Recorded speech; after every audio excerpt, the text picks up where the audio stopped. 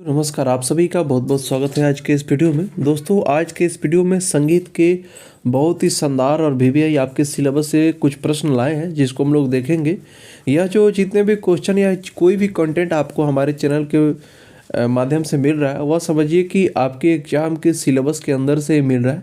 उसी ढंग से मैं आप सभी के लिए मेहनत कर रहा हूँ, आप सभी के लिए खुद स्टडी करके लाता हूँ प्रश्नों को। तो साथियों, चलिए क्वेश्चन की तरफ बढ़ते हैं। आज का प्रश्न बहुत ही शानदार आने वाला है हर दिन की भांति। तो क्वेश्चन हम लोग का क्या है, हम लोग क्वेश्चन देखते हैं। हम लोग का कुल 53 क्वेश्चन मैं आज के इस वीडियो में लाया हूँ। एक एक करके हम सभी प्रश्नों का उत्तर हम लोग देख लेंगे। पहला क्वेश्चन है, नि स्वर की कितनी श्रुतियाँ होती है? तो सभी को पता है कि जो सातों स्वर हैं उनको 22 श्रुतियों की संख्या में विभाजित किया गया है। तो जिस प्रकार सामापा की 4 श्रुतियाँ, रेधा की 3 श्रुतियाँ और ग और नी की 2 श्रुतियाँ होती है।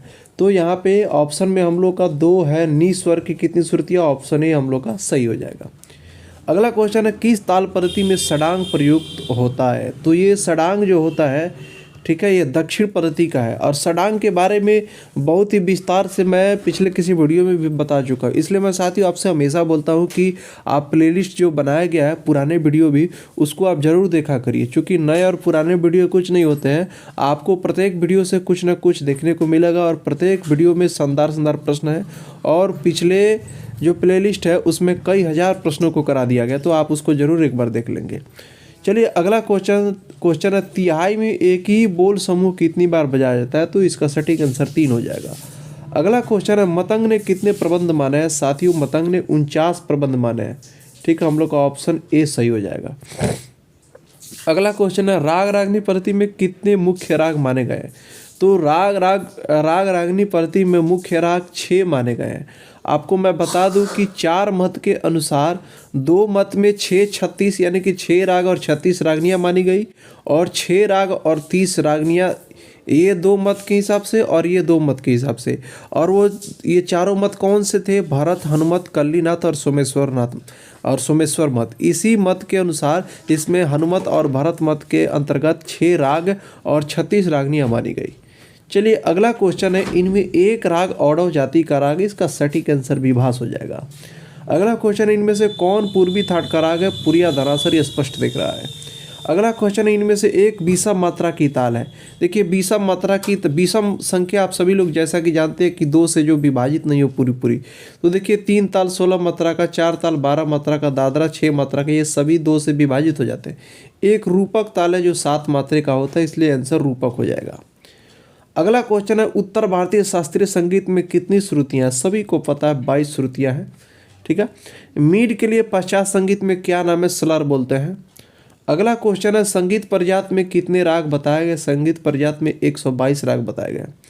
3 ताल में 5वीं मात्रा पर कौन सी ताली आती है? तो 5वीं मात्रा पर दूसरी ताली आती है। चूँकि 4 मात्रा का 4 विभाग होता है, तब जाकर के वह 16 मात्रा पे होता है। तो एक विभाग में 4 मात्रा, ये यहाँ पे तो सम होता है, फिर 5वीं मात्रा यहाँ से शुरू होगा तो यहाँ पे दूसरी ताली हो जाएगी। चलिए अगला क्वेश्चन हम लोग देख लेते हैं। यह राग बिलावल थाट का है, यानी कि जो ऑप्शन है उसमें से हम लोग को बताना है, तो शंकरा बिलावल थाट का राग है। पस्तो ताल में कितनी मात्रा होती है? 7 मात्रा की यह ताल है। गत कितने प्रकार की होती है? 2 प्रकार की, रजा खानी, मसीद खानी।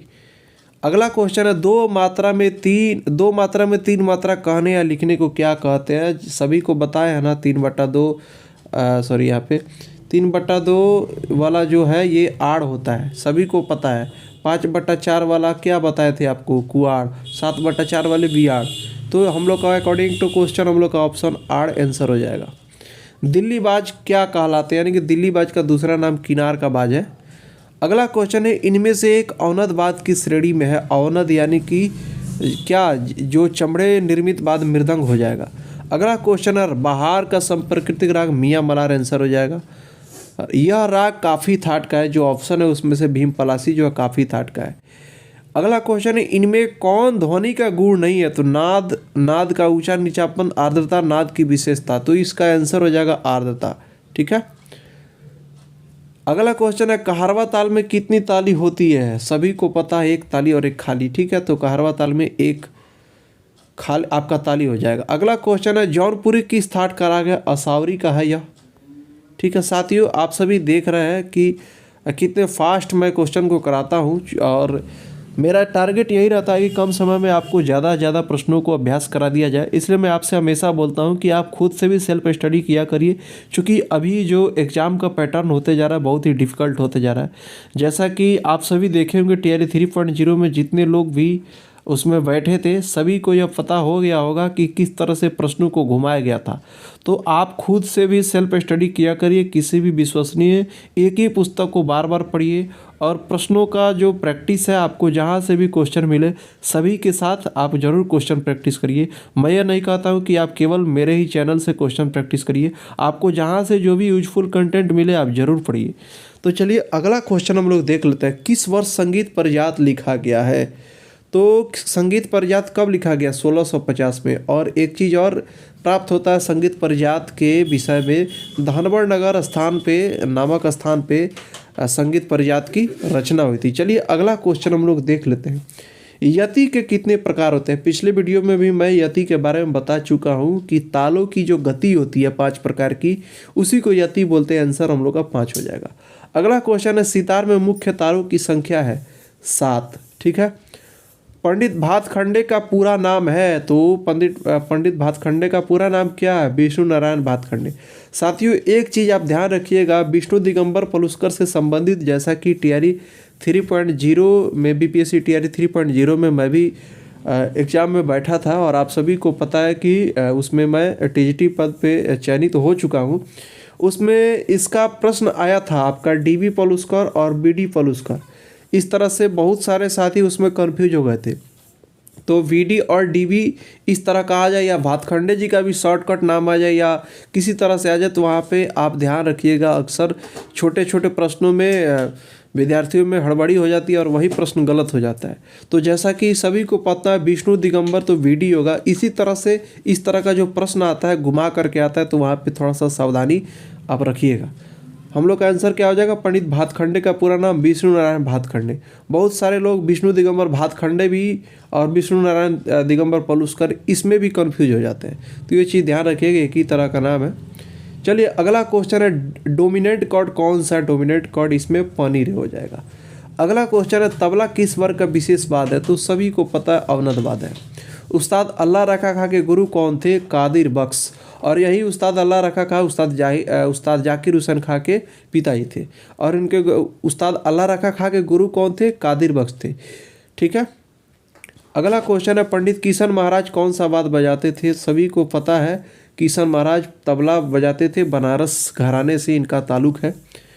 अगला क्वेश्चन है, रागों में कम से कम कितने स्वरों की आवश्यकता है? देखिए किसी भी राग के गाने के लिए, किसी भी राग को तभी हम पूरा कर सकते हैं उसमें कम से कम 5 स्वर का होना आवश्यक है। ऑप्शन ही हम लोग का सही हो जाएगा। अगला क्वेश्चन है, इनमें से खुले बोल की कौन सी ताल है? देखिए ये मत तंत्र जो लिखा है ये मिसटाइपिंग है, मत ताल होगा, आप लोग सुधार लीजिएगा, और यही हम लोग का आंसर हो जाएगा अकॉर्डिंग टू ऑप्शन, और क्वेश्चन हम लोग का आंसर यही होगा। फरदोस ताल में कितनी मात्राएं होती है? सभी को पता है 14 मात्रा का ताल है, 14 आंसर लगा दीजिएगा। पखावज वादक स्वामी पागल दास का पूरा नाम क्या था? तो देखिए पखावज वादक थे स्वामी पागल दास, इनका पूरा नाम राम शंकर दास था। अगला क्वेश्चन में, सापा कौन सा स्वर है? यही 2 स्वर है जो अचल स्वर है, अचल आंसर हो जाएगा। ये झप ताल के विभाग है, यहाँ पे ऑप्शन बी जो है 2-3-2-3 10 मात्रे का ताल, और यही इनका विभाग है। पहले विभाग में 2 मात्रा, फिर 3 मात्रा, फिर 2 मात्रा, फिर 3 मात्रा, इस तरह से 10 मात्रा होता है। रुद्र ताल में कितनी मात्राएं होती है? 11 मात्रा की ताल है, 11 आंसर हो जाएगा। अगला क्वेश्चन है हम लोग का, ताल में क्रिया कितने प्रकार की होती है? 2 प्रकार की होती है क्रिया, सशब्द और निशब्द। ठीक है, 2 आंसर हो जाएगा इसका। विष्णु दिगंबर प्रति में सम का क्या चिन्ह है? तो देखिए विष्णु दिगंबर ऑप्शन सी जो है गलत दिया हुआ है। विष्णु दिगंबर प्रति में सम का 1 होता है। ठीक है, जैसे भातखंडे में सम के लिए क्रॉस और खाली के लिए 0, उसी तरह से विष्णु दिगंबर प्रति में जो चिन्ह है स्वरलिपि का, सम के लिए 1 हो जाता है और आपके खाली के लिए प्लस हो जाता है। तो हम लोग का क्या पूछ रहा है? सम पूछ रहा है, तो हम लोग का ऑप्शन सी जिसमें 1 होगा आंसर लगा लीजिएगा, सुधार लीजिएगा उसको। कर्मा लोक नृत्य किस प्रदेश का है? तो ओडिशा इसका आंसर हो जाएगा।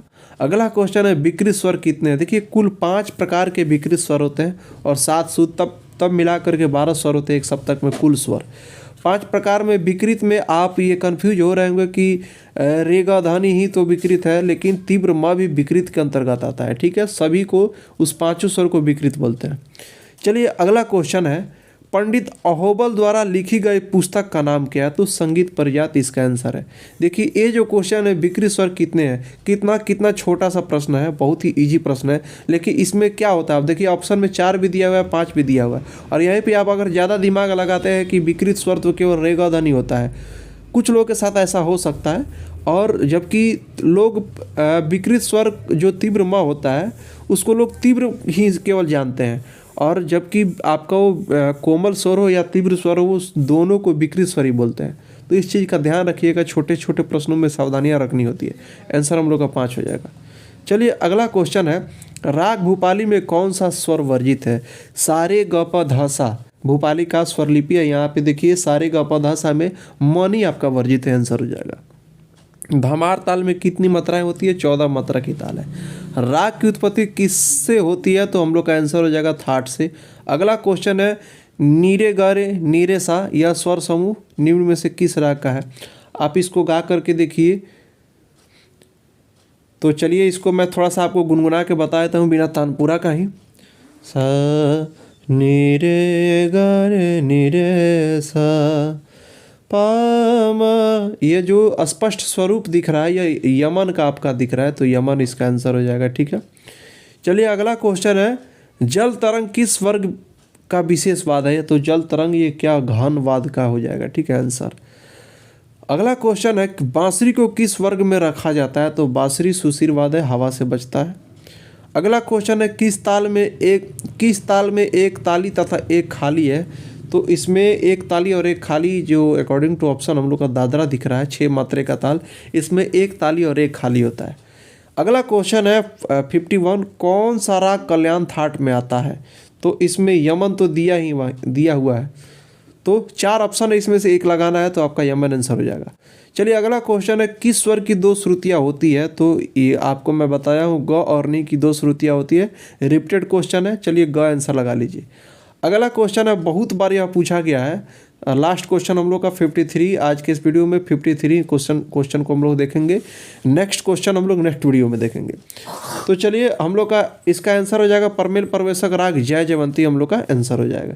साथियों चैनल पे नए हैं तो चैनल को जरूर सब्सक्राइब कर लीजिएगा और भी शानदार प्रश्नों के लिए। चलिए मिलता है नेक्स्ट वीडियो में।